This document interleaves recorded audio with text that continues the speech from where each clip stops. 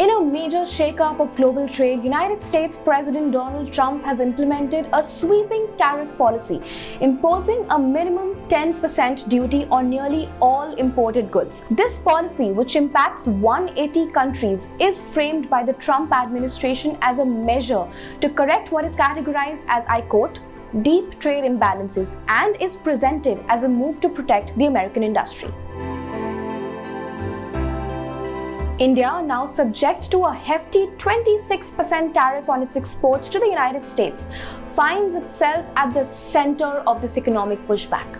The Trump administration has pointed to a $46 billion trade deficit with India as the justification behind this move, arguing that the existing trade framework unfairly favors New Delhi. American officials have highlighted stark disparities in tariff rates. Indian cars are taxed at just 2.5% in the United States, while American vehicles face tariffs of up to 70% when entering India. Similarly, while tariffs on rice and apples are relatively low in the United States, their American counterparts face significantly higher duties when imported to India. Now, as the tariff regime takes hold, several key sectors in India's export economy are expected to face significant pressure. Let me tell you more about this. Now, among the hardest hit is the gems and jewelry industry, which constitutes nearly 13% of India's total exports to the United States. The sector's vulnerability is made worse by the rising global gold prices, which add further strain. But that's not all. Other critical sectors such as textiles, electronics, seafood, and engineering goods are also facing challenges. With the new tariffs in place, these industries could see a major disruption in their ability to compete in the American market.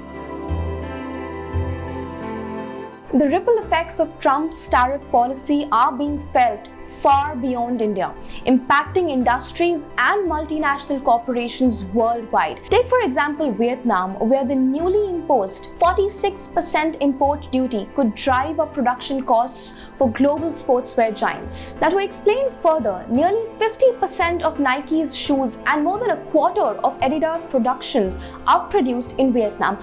That means that the popular footwear brands could become significantly more expensive for their consumers. And the fallout does not end there. Tech giant Apple is also a major casualty of this global tariff shakeup. Its flagship devices, including iPhones and MacBooks, are assembled in several countries which are now facing hefty tariffs, such as Vietnam, Malaysia, Thailand, and Ireland. As Apple grapples with these rising production costs, price hikes in global markets, including India, seem inevitable as the company looks to offset these financial pressures. Now, in the automotive sector, duties on imported vehicles, components, steel and aluminium threaten to inflate the costs for both US manufacturers and the consumers. In fact, Indian exports such as basmati rice, shrimp and buffalo meat, key staples of the bilateral trade relationship, now face uncertain futures as American buyers reassess purchasing decisions amid elevated prices. As the global economy navigates these turbulent waters, the future remains uncertain. The potential for retaliatory actions looms large, with the European Union and China already considering their responses, which could further disrupt global trade and supply chains. As the global economy navigates these turbulent waters, the future remains uncertain.